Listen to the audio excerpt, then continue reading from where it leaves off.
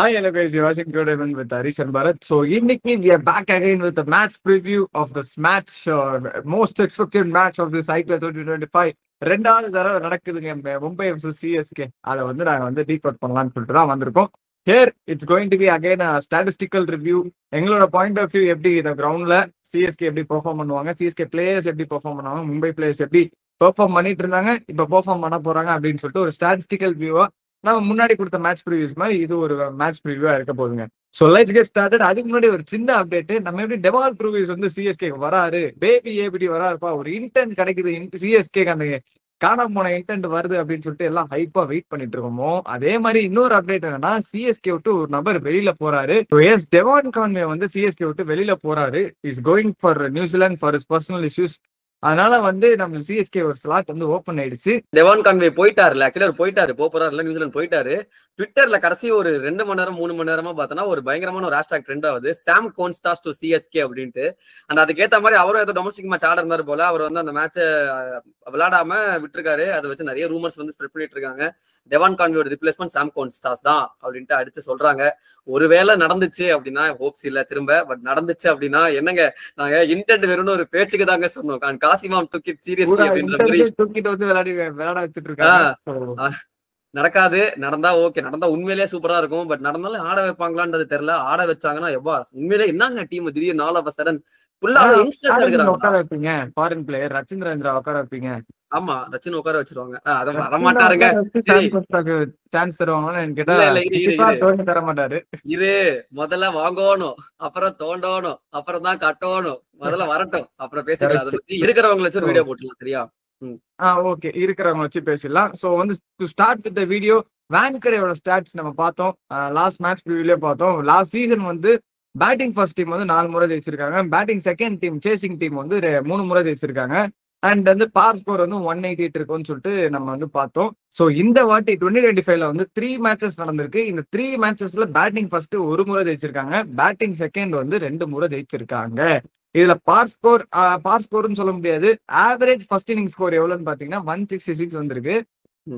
இதுல பாத்தீங்கன்னா ஃபர்ஸ்ட் அந்த சேஸ் பண்ணது 2மே வந்து மும்பை தான் ஜெயிச்சிருக்காங்க. 3 தடவை வந்து செகண்ட் பேட்டிங் மும்பை தான் ஆடி இருக்காங்க வான்கடேல.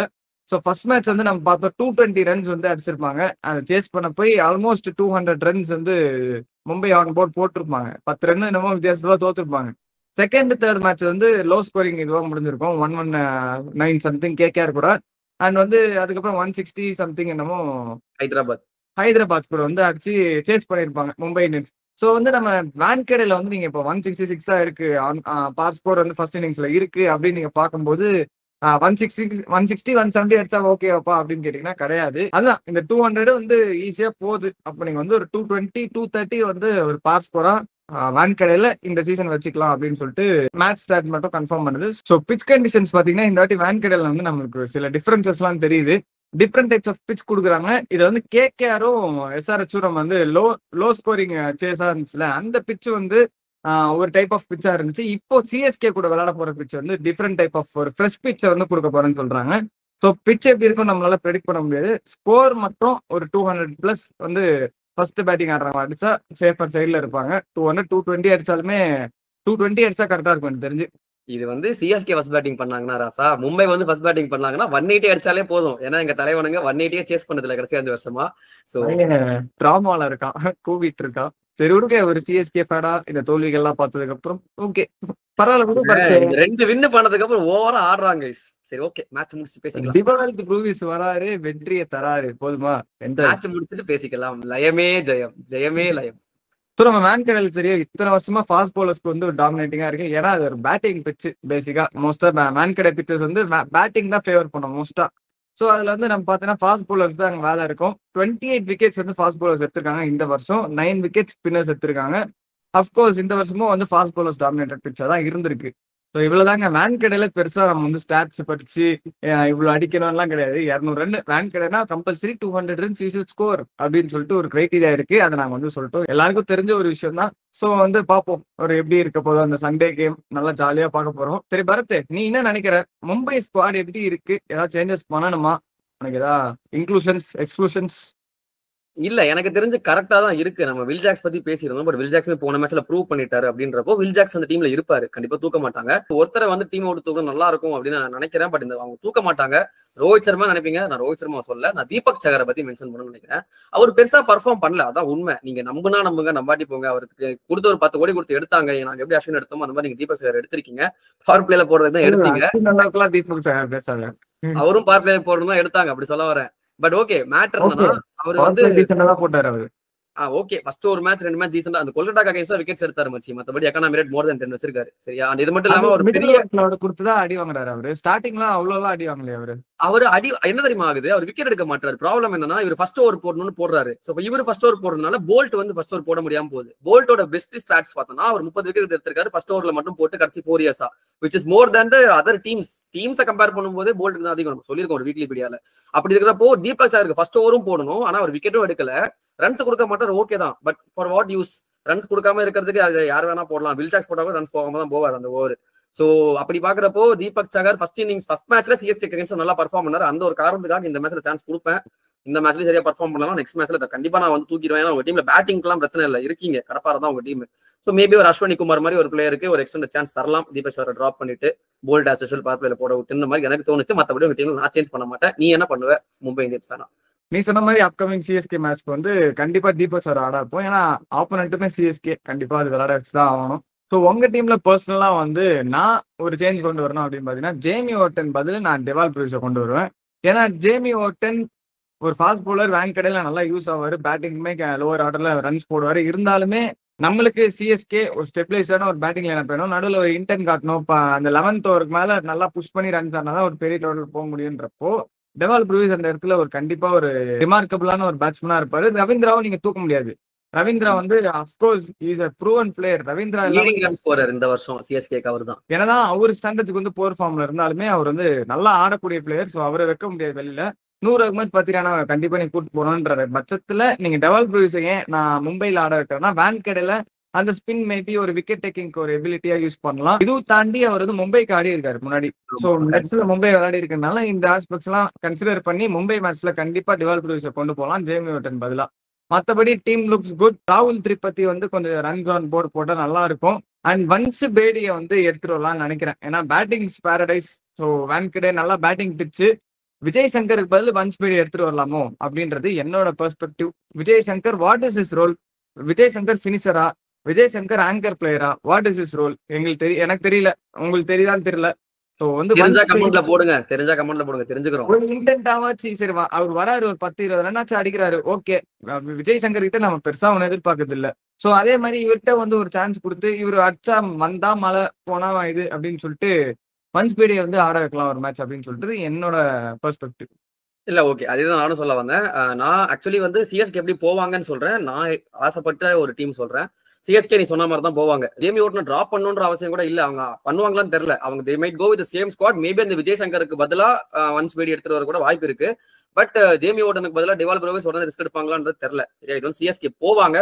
ஒருவேளை நீ சொன்ன சேஞ்ச் நல்ல சேஞ்ச் தான். பட் நான் எனக்கு ஆசை என்னன்னா ரச்சின் ரவீந்திரா அப்கோர்ஸ் எனக்கு ஜேமி ஓட்டன் ஆடணும். பேசிக்கா நான் ஜேமி ஓட்டன் ரொம்ப வருஷம் பார்த்திருக்கேன். அவர் அந்த ஒரு ஃபினிஷிங் எபிலிட்டி இருக்கு. எனக்கு பேட்டிங்ல அந்த ஒரு ஃபியர்னஸ் இருக்கும். எண்ட்ல தோனிக்கு இருக்குல்ல, அந்த மாதிரி தோனி இருந்து அடிப்பாருன்ற ஒரு நம்பிக்கை எப்படி இருக்கும், அந்த மாதிரி ஆப்போனன்ட்டுக்கு அகைன்ஸ்டா ஜேமி ஓட்டன் அந்த நம்பிக்கை இருக்கும். அட்லீஸ்ட் தோனிக்கும் இருக்கும். நான் என்ன சொல்றேன், மேட்சே முடிஞ்சதுக்கு அப்புறம் ஜேமி ஓட்டன் தோனி எல்லாம் வந்து என்ன பண்றது, நடுவுல ஸ்டெபிலைஸ் பண்றதுக்கு ஒரு ஆள் தேவையில்ல. அதுதான் ரவீந்திராக்கு பதிலா நான் பிரிவிஸ் எடுத்துட்டு வந்துட்டு நான் I might open with Ayush Mhatre and Shaik Rasheed. அப்படி இல்லைன்னா திரிபாதி அண்ட் ஷேக் ரஷீத் வச்சு கூட ஓபன் பண்ணலாம், தப்பு கிடையாது. I might get back to Tripathi opening the batting.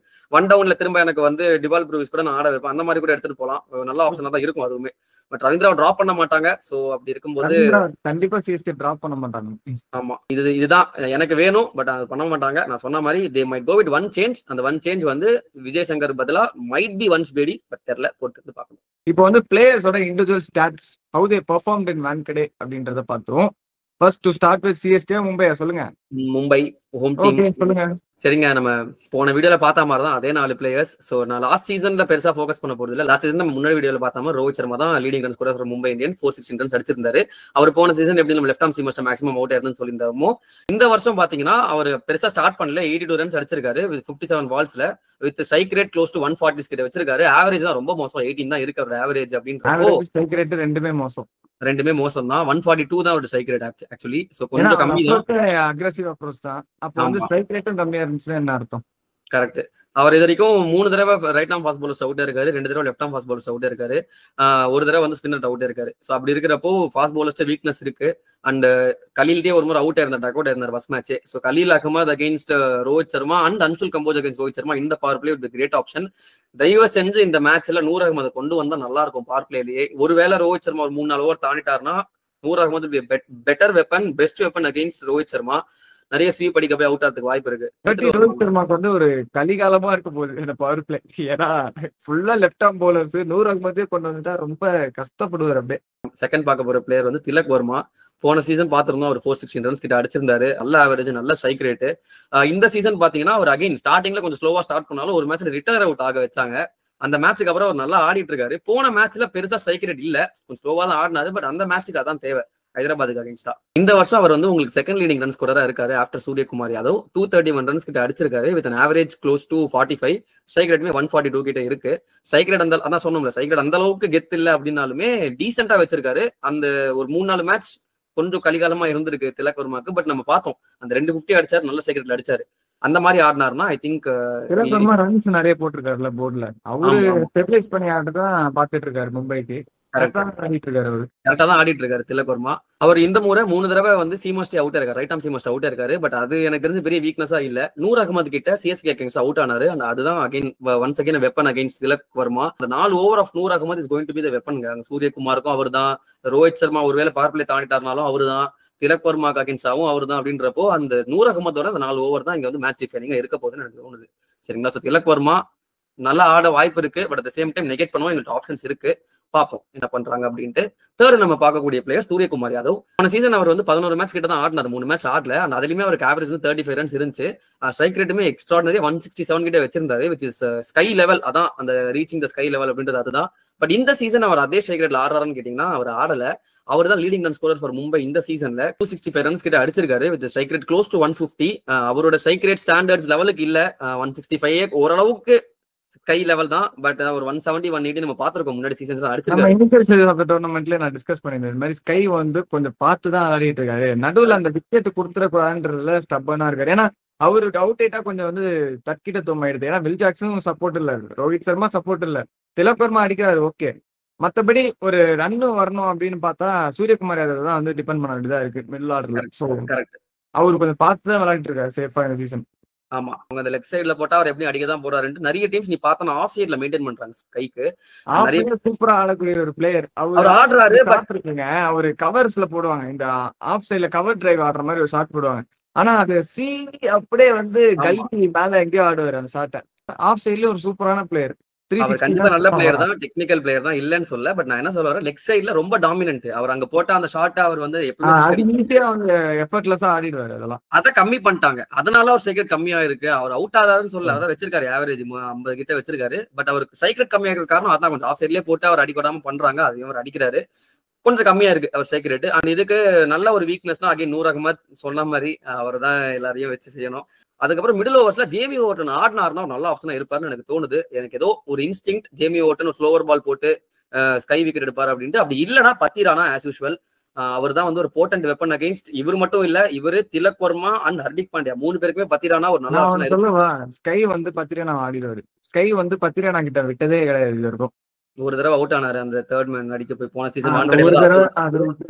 மத்தபடி யாக்கர் சூப்பரா ஆடுவார், ஸ்கை யாக்கர் ஆடிடுவாரு. பட் அதான் எனக்கு ஸ்லோ பால் போன்ற டெலிவரி நல்லா ஆடிடுவாரு, ஸ்லோ பால் மட்டும் இதே ஆடுவார், slow ball into the pitch. ஆமா, அதனால ஜேமி ஓவர்டன் பத்திரானா ஒரு ஆப்ஷனா இருப்பாங்க. எனக்கு ஏதோ நூர் அகமது அவர் சமாளிச்சிருவாரு. இவங்க 2 பேர்கிட்ட தான் கொஞ்சம் பார்த்து ஆடுவாங்களோன்னு தோணுது, பார்ப்போம். நம்ம லாஸ்டா பார்க்கக்கூடிய மும்பை இந்தியன்ஸ் பேர் ஹர்திக் பாண்டியா. போன சீசன் கேப்டனாக வலம் வந்தவர், ஒண்ணுமே பண்ணல போன சீசன். ஓப்பனா சொல்லணும்னா ஸ்ட்ரைக் ரேட் அந்த அளவுக்கு இல்ல, ஆவரேஜ் ரொம்ப மட்டும்.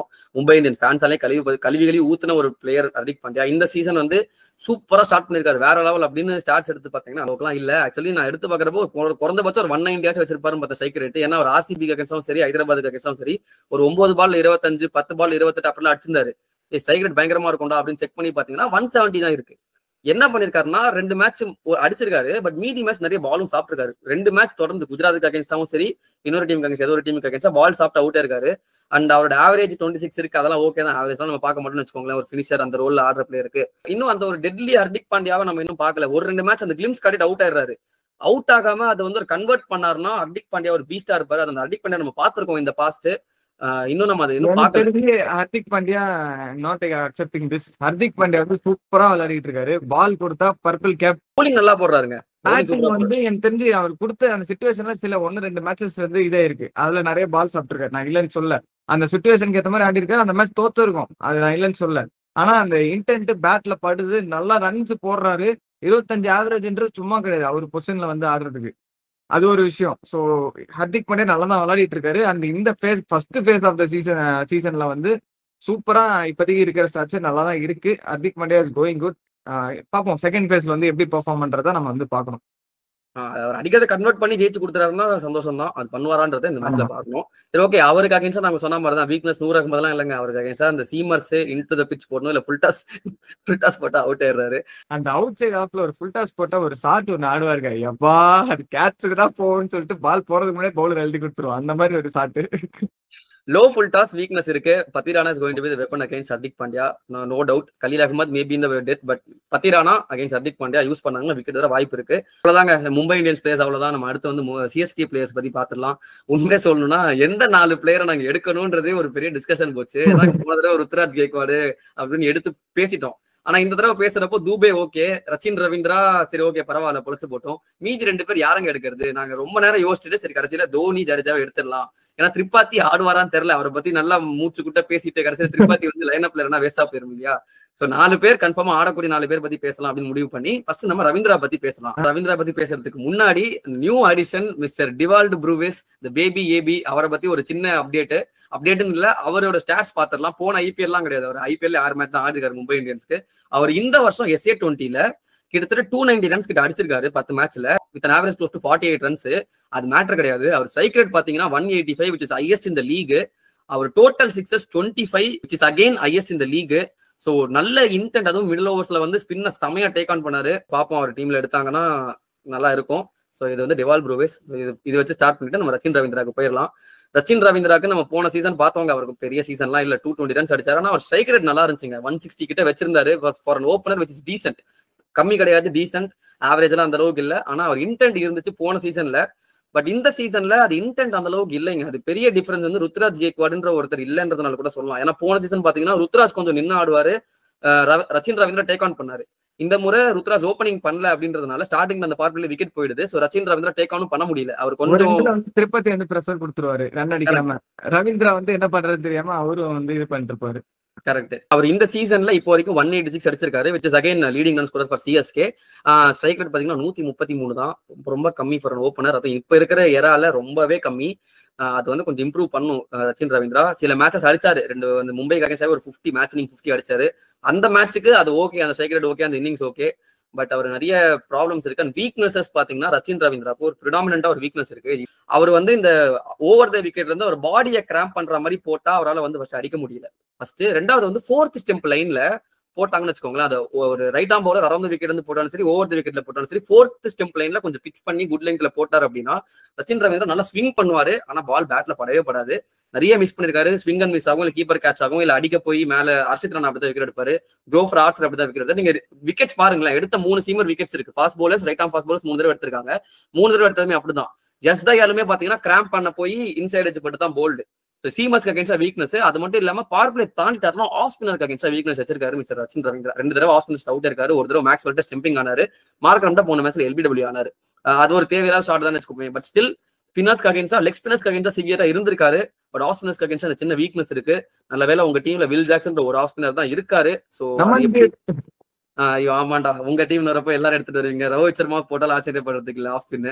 பாப்போமே, ரவீந்திராக்கு இந்த வீக்னஸ் இருக்கு. அதெல்லாம் தாண்டி அவர் வந்து ஃபர்ஸ்ட் விளையாடினார்னா, இதெல்லாம் தாண்டி விளையாடினா நல்லா இருக்கும். ரவீந்திரா பத்தி சொல்றப்போ வில் ஜாக்ஸ், ட்ரெண்ட் போல்ட் இந்த power play and Deepak Sahar ஒரு அந்த அளவுக்கு வெப்பனா இருப்பாருன்னு தெரியல. அவர் கரெக்டா போட்டார்னா ஓகே. அந்த லெங்க்ல அவர் நிறைய வைடா போடுவாரு.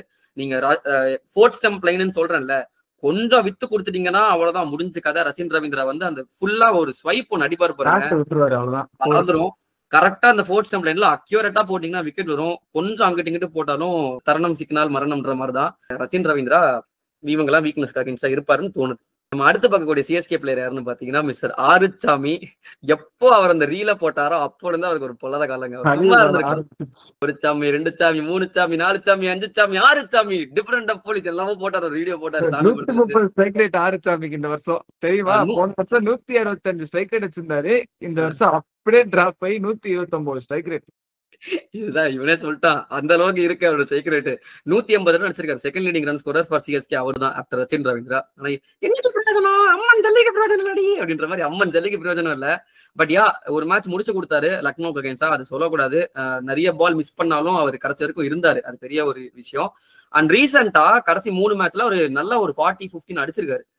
அது ஃபார்முக்கு வந்திருக்காரு. அவ்வளவுதான் சொல்லணும். ஸ்பின்னுக்கு அகைன்ஸ்டா இதுலயுமே சொல்றப்போ நம்ம என்ன நினைப்போம், இவர் தூபே வந்து ஸ்பின்னுக்கு அகைன்ஸ்டா செம்மையா ஆடுவாரான்னு பார்ப்போம்ல. ஆக்சுவலி இந்த வருஷம் 3 தடவை ஸ்பின்னுக்கு அவுட் இருக்காரு. 3 தடவை லெக் ஸ்பின்னர்ஸ் அவுட் இருக்காரு.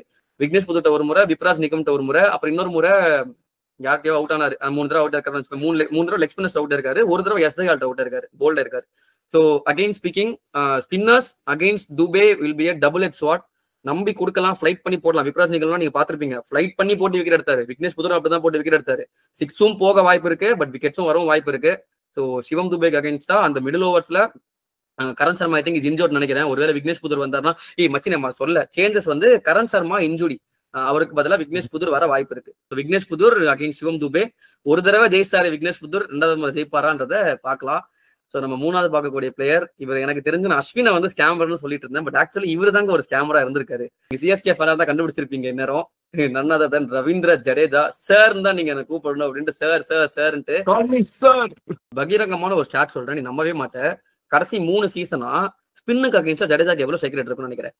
80 to 90 கிட்டத்தட்ட வந்துட்டு 94 தான் அவன் ஸ்ட்ரைக் ரேட்.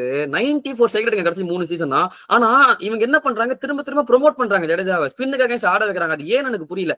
ஏன்னு எனக்கு தெரியும், தோனியை வந்து பிரிசர்வ் பண்றதுக்கு அவர் அனுப்புறாங்க, ப்ரோமோட் பண்றாங்க. பட் அது வேலைக்கு ஆகல.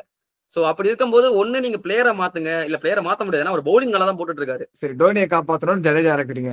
இறக்குற பிளேயர் தான் ஆடுவாருன்னு பார்த்தா அவரே யாரா காப்பாத்துறன்ற நிலைமையில தான் இருக்காரு. உண்மையா தான் ஒரு பவுலிங் டீசெண்டா இருக்கு. பட் அவர் பேட்டிங் தத்திக்கணும் தான் போட்டுட்டு இருக்கு. போன சீசன்ல 267 ரன்ஸ் கிட்ட அடிச்சிருந்தாரு. ஒரு 5 தடவை அதுல நாட் அவுட்டாவே இருந்தாரு. மீதி டைம் அவுட் ஆனதுலயுமே ஒரு ரன் அவுட்லாம் 2 முறை அவுட், அப்செக்டிங் த ஃபீல்ட் எல்லாம் ராஜஸ்தானுக்கு அவுட் இருந்தாரு அவரு. பட் இதெல்லாம் தாண்டி ஸ்ட்ரைக் ரேட்டுமே 142 தான் வச்சிருந்தாரு. ஒரு பினிஷரா வர அந்த பொசிஷன்ல வந்த ஒரு பிளேயருக்கு 142ன்றது கொஞ்சம் கம்மி தான்.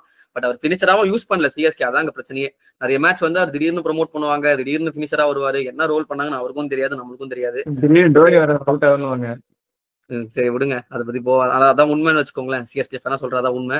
சோ இந்த சீசன்ல இப்ப வரைக்கும் ஸ்கேம் தான் பண்ணிருக்காரு, ஒண்ணுமே பண்ணல. 92 ரன்ஸ் தான் அடிச்சிருக்காரு. ஸ்ட்ரைக் ரேட் பாத்தீங்கன்னா 115 ரன் தாங்க இருக்கு. எவ்வளவு கம்மி பாருங்க. அந்த ரோலுக்கு வர 115 ஸ்ட்ரைக் ரேட். 18 கோடி கொடுத்து ரிட்டர்ன் பண்ணிருக்காங்கன்றப்போ அந்த அந்த ஒரு இம்பாக்ட் அவர் இன்னும் கொடுக்கல. அதான் 16 கோடி. சரி விடு. அதான் அவரை இல்ல மச்சி மேட்டர் நல்லா ரோஹித் சர்மாவை பத்தி பேசுறாங்க, அடிக்கிறது இல்ல அப்படின்னு கிரிட்டிசைஸ் பண்றாங்க. ஜடேஜாவை பத்தி நிறைய பேர் யாரும் பேசுறது இல்ல, அதனால சொல்ல வரேன். சரி விடுறா ரொம்ப கூவாதரா. அதான் மேட்ச் முடிச்சுட்டு லயமே லயம். ஓகே, சோ நம்ம லாஸ்டா பார்க்கக்கூடிய பிளேயர் சிஎஸ்கேவோட கேப்டன் மகேந்திர சிங் தோனி. அவர் போன சீசன்ல ஸ்ட்ரைக் ரேட் அவர் என்னன்னு கேட்டோம்னா 220 கிட்ட வச்சிருந்தாரு. அதுதான் அந்த ஒரு பினிஷருக்கு உண்டான ஸ்ட்ரைக் ரேட் இது போன சீசன் தோனிட்ட இருந்துச்சு. அது மட்டும் இல்லாம அவர் போன சீசன்ல 3 தடவை தான் அவுட் ஆயிருந்தாரு. இது எல்லா மேட்சும் நாட் அவுட். 161 ரன்ஸ் கிட்ட வச்சிருந்து 54 ரன்ஸ் கிட்ட ஆவரேஜும் வச்சிருந்தாரு. ஐ மீன் நாட் அவுட்டா இருந்தா ஆவரேஜ் ஏறதா செய்யும். அது எப்பவுமே ஆவரேஜ் பெருசா இருக்கும். நான் வந்து இனிஷியல் முன்னாடி எல்லாம் வந்து தோனி நம்ம ஓடி மேட்சஸ் எல்லாம் பார்க்கும்போது ஆவரேஜ் 60-70 இருக்கும். அவர் அவுட் ஆக மாட்டார், நாட் அவுட்டாவே ஆக மாட்டார் அவரு. ஆமா, பினிஷர்னால அவுட் ஆக மாட்டார் பெருசா. ஆமா, தோனி போன சீசன் சூப்பரா ஆடி இருந்தாரு. இந்த சீசன்லயுமே அவர் இப்போ வரைக்கும் நம்ம அப்கோர்ஸ் 2-3 மேட்ச் எல்லாம் பார்த்தோம், கொஞ்சம் ததிகினத்துவம் போறாரு அப்படின்னாலுமே இப்போ வரைக்கும் ஸ்ட்ரைக் ரேட்டுமே ரொம்ப டீசெண்டா தான் இருக்கு. Actually 3rd leading run scorer நினைக்கிறேன். இல்ல ஆக்சுவலி 4th லீடிங் ரன் ஸ்கோரரா இருக்காரு ஆஃப்டர் ருத்ராஜ் கெய்க்வாட். அதுதான் 4th leading run scorer for CSK. அது மட்டும் இல்லாம அவர் போன match man of the match வாங்கினாரு. இப்பவும் he has it in himself. நல்லாவும் அடிக்கிறாரு, ஸ்ட்ரைக் ரேட்டும் இருக்கு. அந்த எண்ட்ல கடைசி 2-3 ஓவர் வந்து பினிஷ் பண்ணக்கூடிய எபிலிட்டி இப்போ தோனிட்ட இருக்கு. ஒன்லி திங் என்னன்னா அந்த லெக் ஸ்பின்னருக்கு அகைன்ஸ்ட் அந்த வீக்னஸ். அது எல்லா டீம்ஸும் இப்ப விட்னஸும் பண்ணிட்டாங்க. போன சீசன் அது பார்த்தாங்க. ராகுல் சகரை வந்து நல்லா பதுக்கி தூக்கிட்டா தோனி ஜடேஜா ஆடிட்டு இருக்காங்க வச்சுக்கோங்க. ஃபுல் நீங்க வந்து 18, 19, 20 தாராளமா 7 வச்சு ஸ்பின்னு குடுத்துடலாம். ஆமா, ஜேமி ஓட்டன் வந்து அவருக்கு அகைன்ஸ்டா நீ லெக் ஸ்பின்னர் கொடுக்கலாம். ஏன்னா அவருக்கும் கொஞ்சம் லெக் ஸ்பின்னர்ஸ் வீக்னஸ் இருக்குன்றப்போ இவால்ட் ப்ரூவிஸ் அதனாலதான் இங்க ஒரு இம்பார்ட்டன்டான ஒரு ஃபிகரா இருப்பாருன்னு தோணுது. அவர் நின்ட்டாருன்னா எண்ட் வரைக்கும் நின்ட்டாருன்னா நல்லா இருக்கும். ஸோ தோனியோட வீக்னஸ் நம்ம பார்த்தோம் லெக் ஸ்பின்னர்ஸ். மற்றபடி அவர் 19-20 ஓவர்ல அடிக்க தான் போறாரு. தோனிக்கு லெக் ஸ்பின்னர்ஸ் நம்ம பார்த்தோம். அதுக்கப்புறம் வந்து மீடியம் பேசர்ஸ் கிட்டயும் தோனி வந்து ஸ்ட்ரகிள் பண்ணுவாரு. பேட்டுக்கு பால் வரலன்னா தோனி வந்து கம்ப்ளீட் ரன்ஸ் அடிக்கிறது வந்து கம்மியா இருக்க நம்ம பார்த்திருக்கோம். சந்தீப் சர்மா ஒரு எக்ஸாம்பிள், பெரிய எக்ஸாம்பிள். சந்தீப் சர்மா ஒரு எக்ஸாம்பிள். ஹர்ஷல் பட்டேல் போன தடவை வந்து அவர் இந்த 3 தடவை அவுட் ஆனாலும் சொல்லல. அதுல ஒரு முறை ஹர்ஷல் பட்டேல் அவுட் இருக்காரு. இதெல்லாம் விடுவோமே 2023 ஃபைனல்ஸ்ல மோஹித் சர்மா அதே மாதிரி தான் slower ball into the pitch அடிக்க போவாரு கேட்ச் அவர்ஸ்ல. ஸ்லோவர் பால்ஸ் கிட்ட வந்து தோனிக்கு வந்து கொஞ்சம் கஷ்டங்கள் இருந்திருக்கு.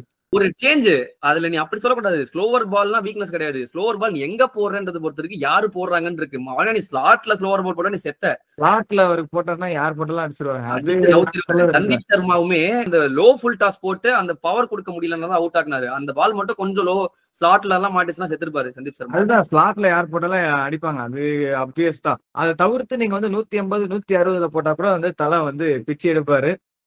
இதுதான் 2 வீக்னஸ். ஸ்லோல medium pacers and leg spinners basically. Spinners. அது நரேன் மட்டும் ஒரு எக்ஸெப்ஷன் ஆஃப் ஸ்பின்னர்ஸ். சோ அவ்வளவுதாங்க ஸ்டாட்ஸ். நெக்ஸ்ட் பிரெடிக்ஷன்ஸ்க்கு போயிடலாம். பரத் சொல்லுங்க, யார் ஜெயிப்பா வரப்போற சண்டே மேட்ச்ல எம்ஐ vs சிஎஸ்கே? ஓகே, என்ன கேட்டா சிஎஸ்கே இந்த மாதிரி ஜெயிக்கணும்னா என்ன பண்ணணும்னா, டாஸ் ஜெயிச்சாங்களோ என்னையோ ஃபர்ஸ்ட் பேட்டிங் பண்ணா சிஎஸ்கே ஜெயிப்பாங்க. ஃபர்ஸ்ட் பேட்டிங் பண்ணி ஒரு 190 200 கிட்ட போஸ்ட் பண்ணிட்டாங்கன்னா கண்டிப்பா சிஎஸ்கே ஜெயிக்கிறது வாய்ப்பு இருக்கு. அப்படி இல்லைன்னா சிஎஸ்கே ஜெயிக்க மாட்டாங்க.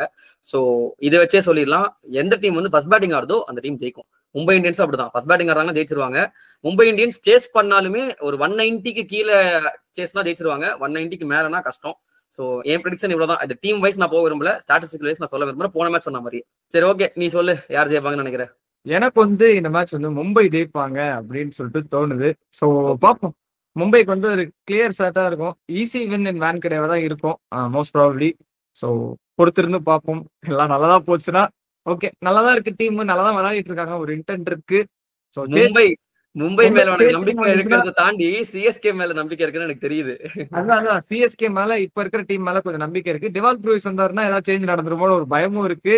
இப்போ ஷேக்ரஸ் இதுவும் வந்திருக்காரு. ஸோ ஏதாவது இவங்க டப்புன்னு ஏதாவது இன்டென்ட் காமிக்கிறேன்னு சொல்லிட்டு ஏதாவது காமிச்சு விட்டாங்கன்னா அந்த பயமும் இருக்கு.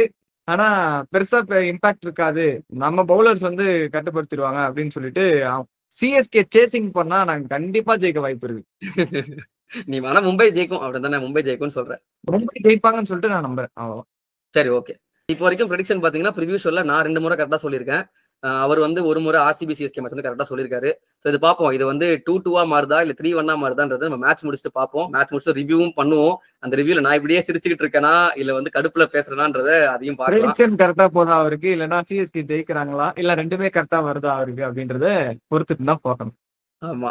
சோ அவ்வளவுதான், எண்டுக்கு வந்துட்டோம். இன்னைக்கு நடக்க போற மேட்ச் நாங்க ரொம்ப அவலா இருக்கும். ஏன்னா ஃபர்ஸ்ட் மேட்ச் மும்பை தோத்தாச்சு, செகண்ட் மேட்ச் சிஎஸ்கே ஜெயிச்சு அவங்க ஒரு இன்டென்ட் காமிச்சு பாயிண்ட்ஸ் டேபிளுக்கு படிப்படியா ஏறி வருவாங்களா, இல்லைன்னா வந்து மும்பை வந்து விட்ட பகையை வந்து அச்சு நவுத்துவாங்களா அப்படின்னு சொல்லிட்டு பாக்குறதுக்கு ரொம்ப ஆர்வமா இருக்கும். மேட்ச் முடிச்சுட்டு ஒரு ரிவ்யூ போடுவோம். ஸோ மறக்காம பாருங்க. Hope you guys like this video. இந்த மாதிரி இன்ட்ரெஸ்டிங்கான வீடியோஸ் பாக்குறதுக்கு கிரிக்கெட் ஒரு சப்ஸ்கிரைப் பண்ண போட்டுருங்களேன். ஏன்னா சின்ன பசங்க நாங்க, எங்களை சப்ஸ்கிரைப் பண்ணுங்க.